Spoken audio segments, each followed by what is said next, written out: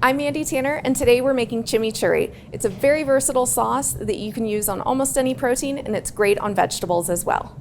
So for our sauce, we're going to use a 3-to-2 ratio of fat to acid. I like olive oil, and then we'll use a bit of lemon juice and some red wine vinegar for the acid. We've got some chopped shallots and garlic, and some chili flakes for some heat, of course salt and pepper, and then our fresh herbs. We were using some basil and parsley today, but you could certainly use some cilantro or any other type of green leafy herbs, or even carrot tops. So we'll get started by chopping up some of these herbs. So for the basil, I like to chiffonade it to start, and that means laying the leaves on top of each other and then kind of rolling it up, and you get these nice little ribbons, and then I'll continue to chop it from there. And then I'll put my hand on top of the knife and kind of rock it back and forth, and it'll chop it up much more fine.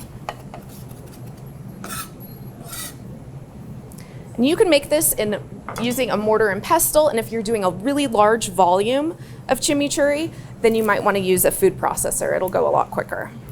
I'm gonna protect my thumb and just rock it, and then come back and make it a little bit more fine. And our herbs are there. So again, it's a 3-to-2 ratio for our chimichurri. So I've got about 3 tablespoons of olive oil. I'm gonna use a tablespoon of lemon juice and a tablespoon of red wine vinegar. And I've got a whisk here. I can stir those together.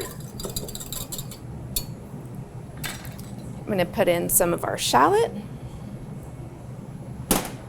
our chopped garlic. I like a pinch of lemon zest, gives a really nice brightness.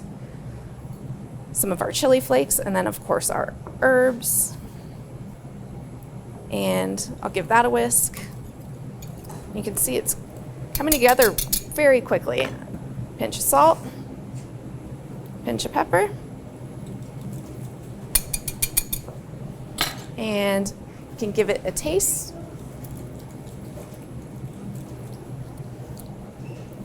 It's delicious. It's gonna go great on anything that I'm making today.